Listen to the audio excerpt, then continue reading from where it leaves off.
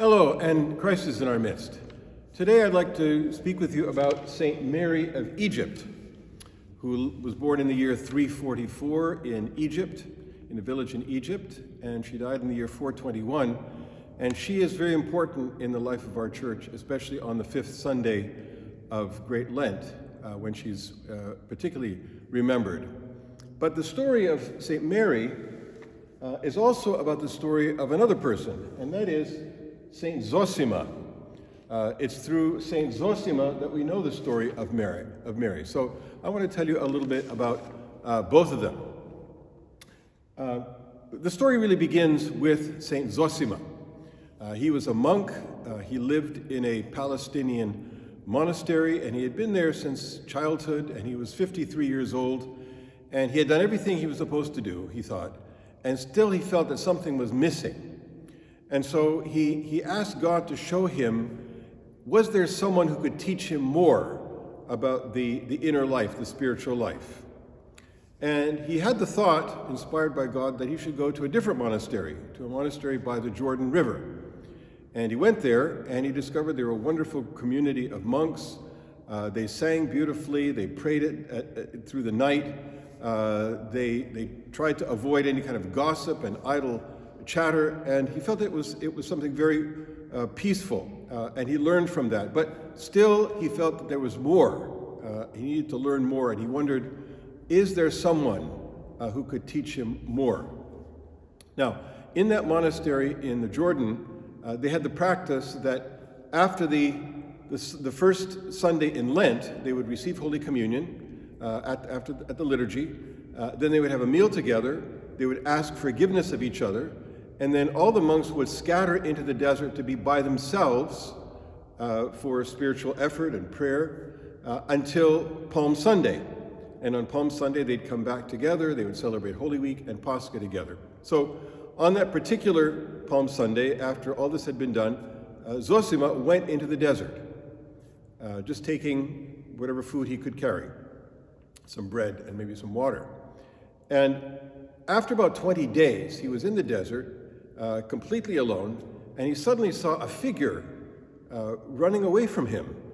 And it's a long story, and one day you'll read the whole story, but it turns out it was a woman who had been living in the desert for 47 years.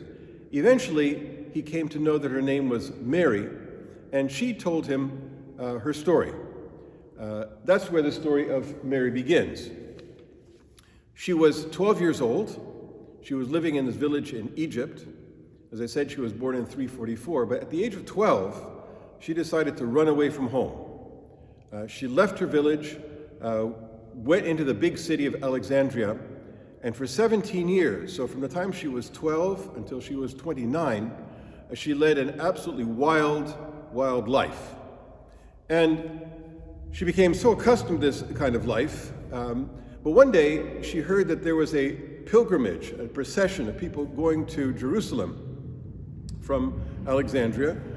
She managed to get on board a ship, still continuing to lead this wild life. The ship landed in Jerusalem for the feast of the Elevation of the Cross, and she wanted to go into the church just to see what was all the fuss about and what was going on with all the crowds, and to venerate the wood of the cross. And as she tried to get into the church with the crowds, there was an unseen force that kept her from being able to walk in. And no matter how she tried 3 times to get into the church, something prevented her from getting into the church and seeing the cross. And finally, she had the sense that it was the way she had been living that was keeping her from getting in. It was her sinful life that was preventing her from going in. And over the church doors, she saw an icon of Mary, the Mother of God, and she prayed very sincerely that if the Mother of God would allow her to enter into the church and to venerate the wood of the cross, she would turn her life around completely and go wherever God led her. Well, her prayer was answered. She was able to get into the church. She venerated the wood of the cross. She went and received communion at a church near the River Jordan, and then she went into the desert, and she spent 47 years there praying. It was a struggle. She said especially the first 17 years were especially difficult as she broke away from her old life and her old friends and all the things she had been doing. But she stayed there. She stayed there until she saw Zosima.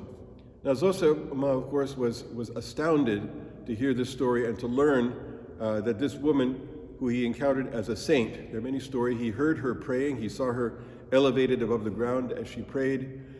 She knew his name, even though he had not told her. She knew he was a priest, even though he had not told her. So he understood that God had been at work in this woman over all those years, and that this was the person that God had wanted him to meet, to understand that he could learn more from this simple lay woman who had lived in the desert all those years. Now, she asked him to come back next year, the following year, to bring her communion, which he did. And the year after that, he came back and discovered that she had died. She'd written her name in the sand and said to bury her there. And after that, he had kept the story as a secret between them. But after that, he was able to tell the whole story to the rest of the monks in the monastery. And that's how we know that her story was written down, and we know the story of Mary. Now, there are many things that you can take away from this story, but three things that to me are especially important is both Mary and Father Zosima were aware of the presence of God in different ways, and were responding to his direction. Secondly, both of them were courageous. Mary went into the desert and she stayed there. She struggled, but she stayed there. She was courageous in pursuing the inner life no matter what, however difficult it was. She pursued it. And Zosima too understood that he wanted to be led by God, so he went from his monastery to Jordan and then went into the desert again, still looking for something more, pursuing that life in Christ courageously. And finally, particularly with Zosima, he was open to the unexpected encounter that God had brought him to. He did not at all expect to meet a lay woman in the desert, and that this was the person that God wanted him to learn from.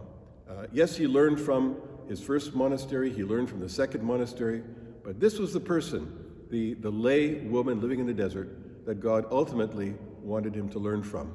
So God granted in these last days of Lent, in our own little way, we would be aware of God's presence, we'd be courageous to follow the inner life in whatever way we can, and to be persistent and looking for even unexpected ways in which God directs our life. Christ is in our midst.